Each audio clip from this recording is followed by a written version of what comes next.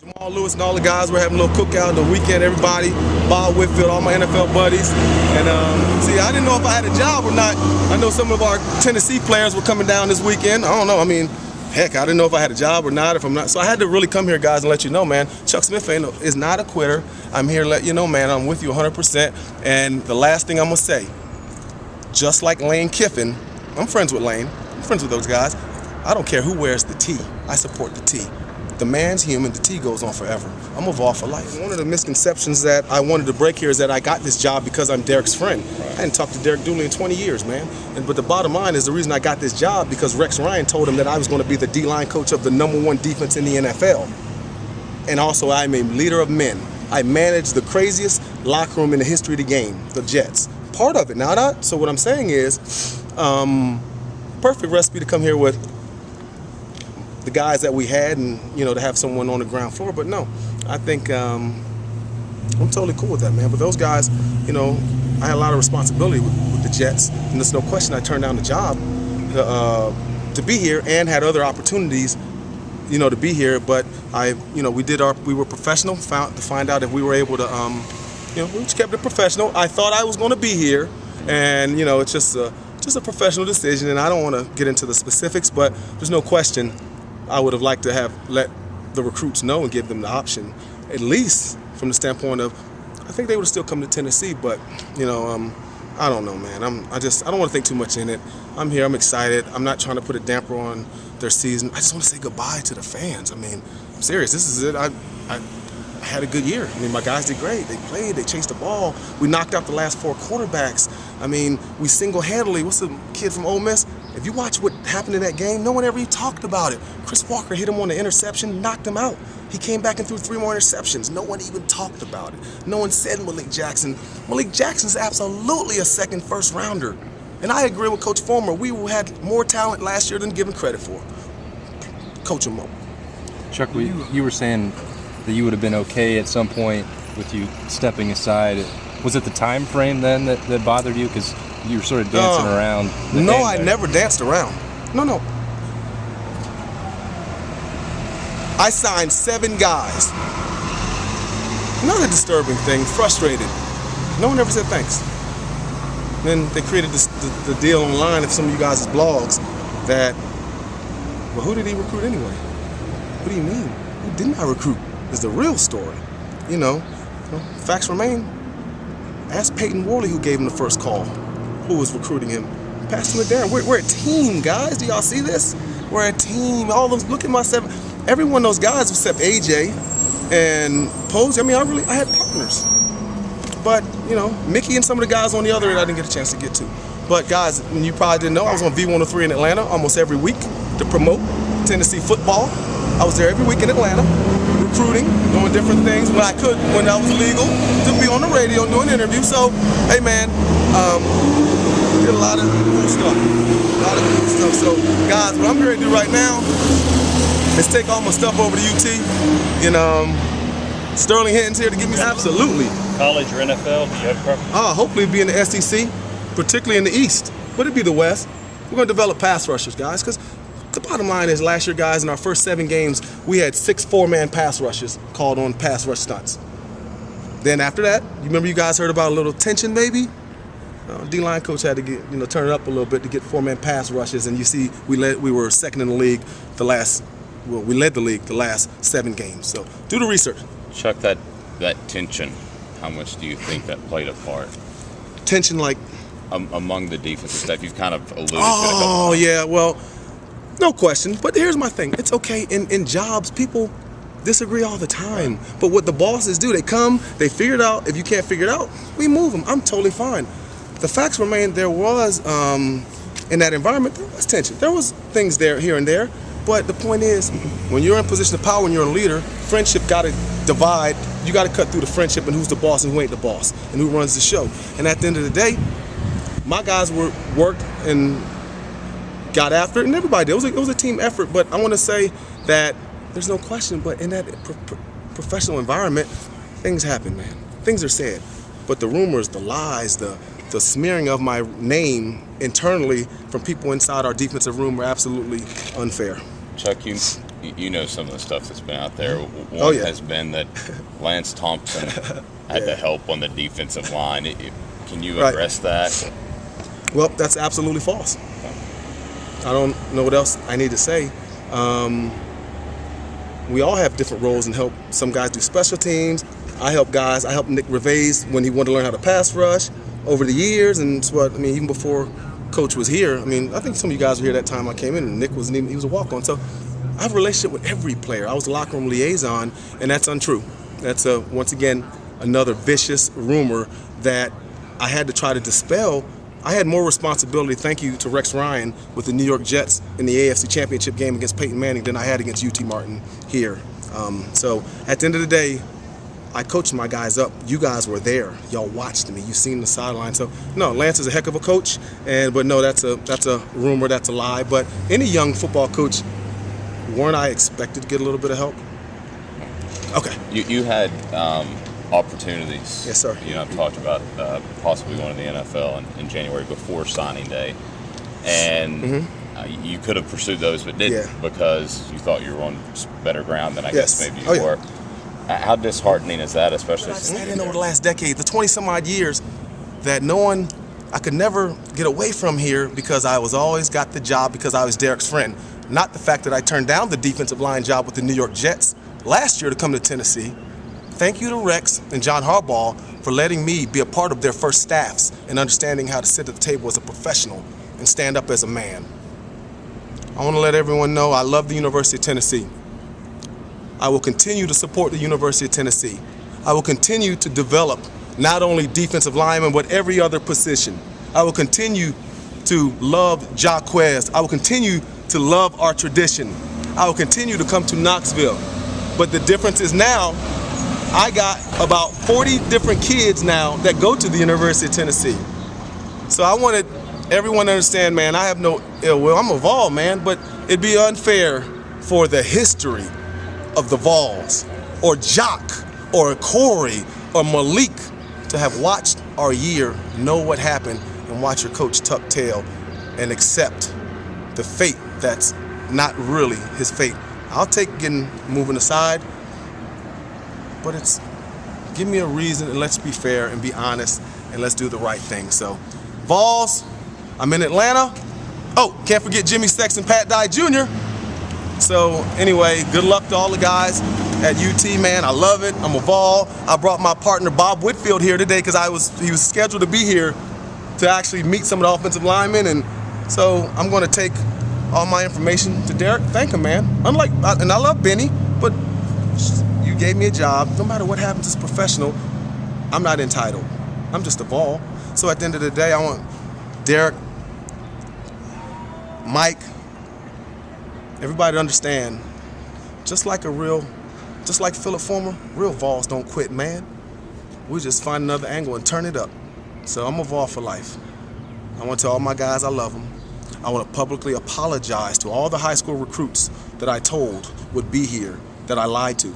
I lied because I thought I should have handled my business a little better and found out. But questions were asked. I was expected to be here, and I want to tell all those guys I love them. And Tennessee fans, just like I told you when we were building this bully, I'm still going to help you build it. But I will tell you this, I will work harder to help the lifestyle, to make sure no Vols are get in trouble, to do the things that if I can.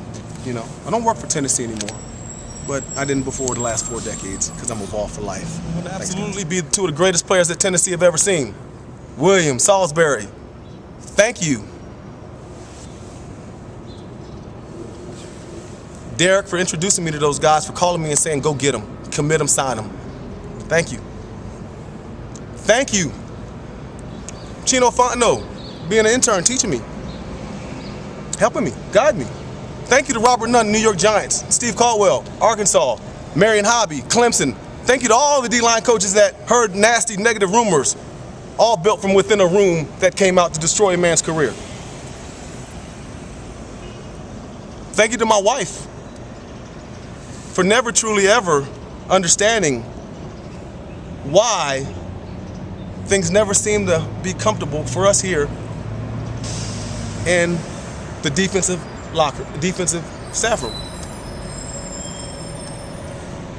I would have clearly stepped aside, as I will always do the right thing by the University of Tennessee. But when I'm big on being professional, when you say something, I expect you to do it. And I'm gonna leave that at that. So I had to come here today and let the fans know. Let my fans know. Reggie's fans know. Heck, Carmen Tagano needs to know. Mike Hamilton needs to know. I want to thank Derek Dooley publicly for giving me an opportunity. Thank you to the University of Tennessee again for building me into an absolute successful person that has a thirst for more. My drive is still alive, guys. Guys, thank you to Trooper Taylor, man. Shout out to Trooper. Thanks for calling me, Trooper. Thanks for all the offensive guys on the staff for calling me. Thanks for Trooper. Thanks for all the guys from Bama. Thanks, Cochran, strength coach Bama. Thanks for all those guys for supporting me, man. Thanks for all the NFL coaches. I gotta thank, and this is another rumor, there was no fighting, arguing, dissension. It's a competitive nature. But guess what, guys? When I turned it up, those last 5 games, the defensive line, we were the MVPs of the last 4 games. You didn't know that, did you? Did you? The bottom line is, guys, the reason we turned it up, because I realized that we can improve. Go do the numbers. Thank you to Ed Ogeron calling me. Thanks, Ed. Thanks, Ed, for helping me when I got here. Thank you to all the offensive guys on our staff who helped me. So, and I want to leave it like this. I don't know if it's Harry Heinstam. Thank you for helping with Posey. And I wish I could have recruited a few guys with the defensive staff. Thank you, offensive guys, for being supportive and being on my team and helping us get the job done anyway. All right? This ain't about me, man. I've been the person that has been looked at, and I want everyone to understand all the rumors, the blogs, the lies, the support. Thank you to Rex Ryan, John Harbaugh for introducing me to football. Guys, I want to say congratulations, number one, to Malik Jackson for making all conference. Wasn't really said. You guys said it, but no one else said it. Congratulations to Jaquez Smith. Congratulations out to Tyler, probably who I'm closest to on that team, Tyler Bray. Congratulations to the D-Line U posse, man. Academics are up. Congratulations, guys, and I'm really proud of our numbers. We are what we are. Yep, we are what we are, man. Congratulations. There's somebody in this group that wrote we were the worst Tennessee team in the last 100 years. Worst D-line ever. Finished number 3 in the league in sacks, guys, for a D-line. 2 all-conference guys, a guy that I switched from end to tackle. It is what it is, guys. I believe in the power of doing things in the right way. So the reason I came back is because I think all Vol fans around the world need to understand that in this time of the last few years of us dividing, people taking advantage of University of Tennessee, I'm willing, and I was willing to step aside. We had mutually said I would move aside, and I was moving, but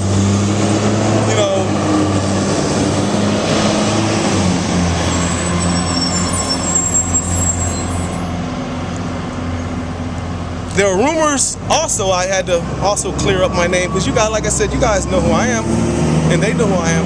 Go ask the players who touched me.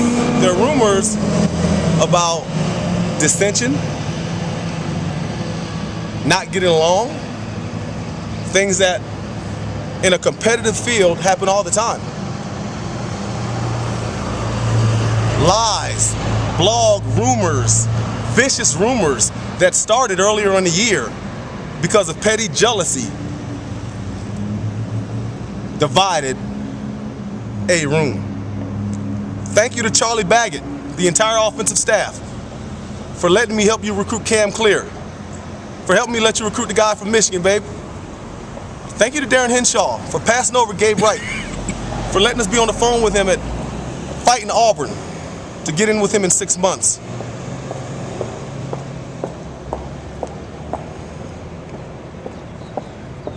My mentor, Charlie Baggett.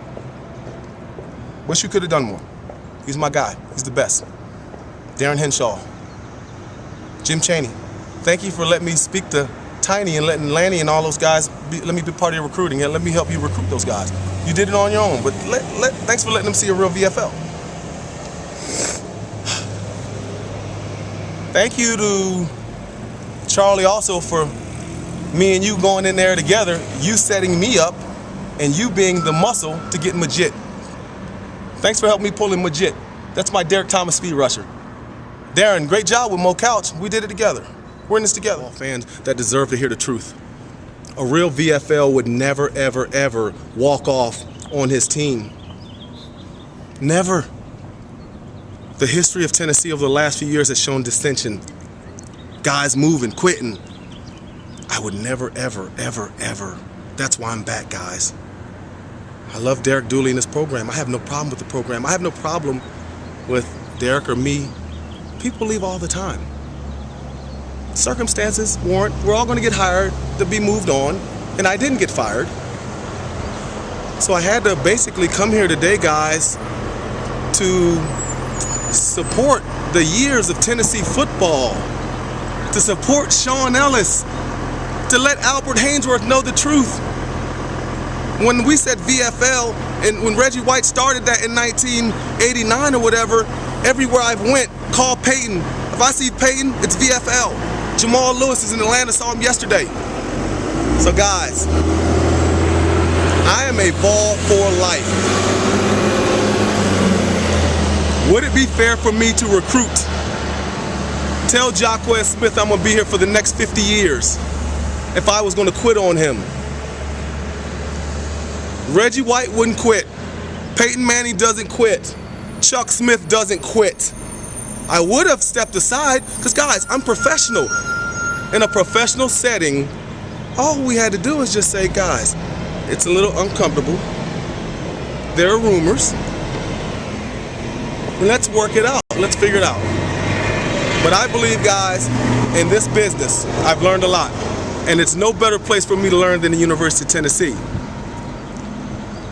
I'm not the kind of person to ever lie or take a lie or carry a lie, guys. I'm evolved for life.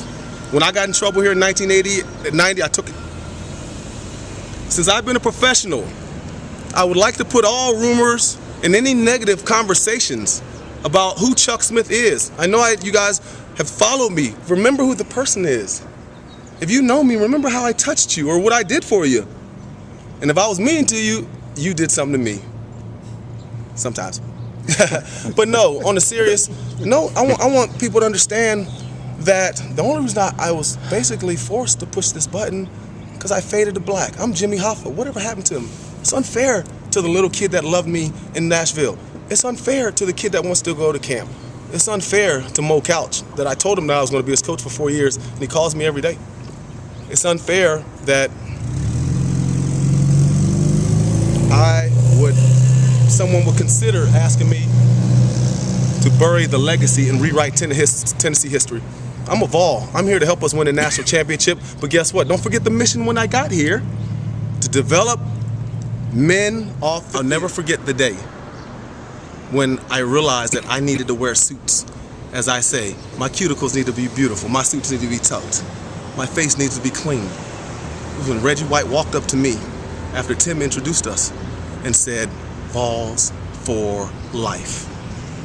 When I had my interview this year, I was always proud to introduce the philosophy that Reggie brought here about looking good, playing good. At the end of the day, what happens? Pay good. Look good, play good, pay good. And have faith. I'm really proud to stand here as a Vol for life. There have been a lot of questions of why I abruptly left my alma mater of 4 decades at the University of Tennessee as the defensive line coach.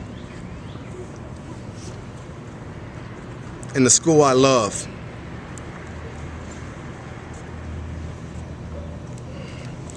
I put my heart and soul into a job, and I want to let you guys know why I left.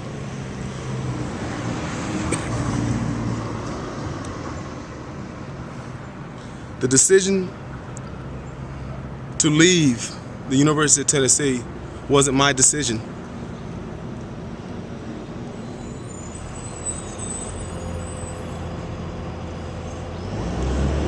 The decision was made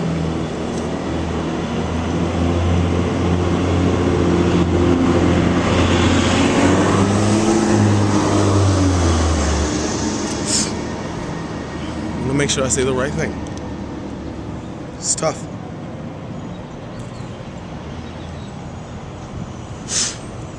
A mutual decision was brought to me that I'm too big for the program, that my stature is too big, and that I could better help serve this program in a different capacity.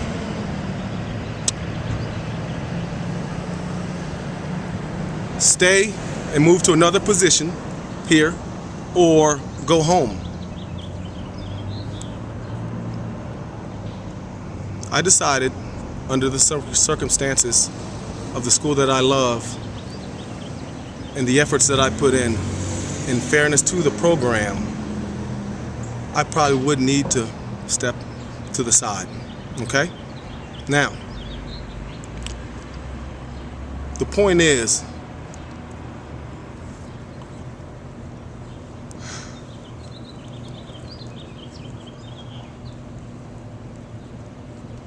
I never agreed to step to the side.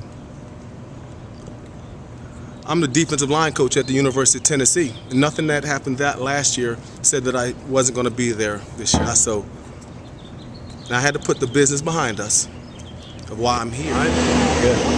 First and foremost, guys, I want to let everyone know that I'm Chuck Smith.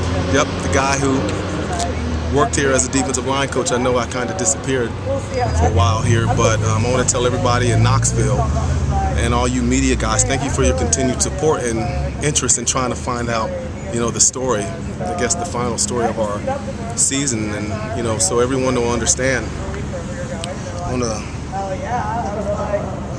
This is tough for me right now, guys, and I didn't come here today to say anything that isn't conducive to helping us win the national championship. That was my goal as a football coach, and still is as a former Vol.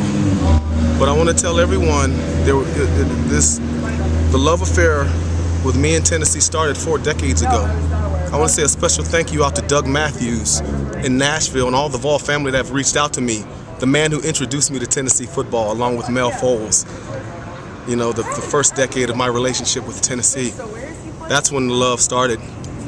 I want to let everyone know and say that I'll never forget the first time when I walked into the building. The first person I ever saw as a Tennessee Vol was Tim Irwin. And I wondered who this big man was. And as I looked at Tim, another great VFL, who does more than just play football, I saw a big old statue behind him. What was this? And you guys have heard the story. It was Reggie White. I walked in here, the year was 1989. Tim and Reggie, I don't know why they were there, they were training. I was a young JUCO transfer that had been brought in, had signed in the class of '88.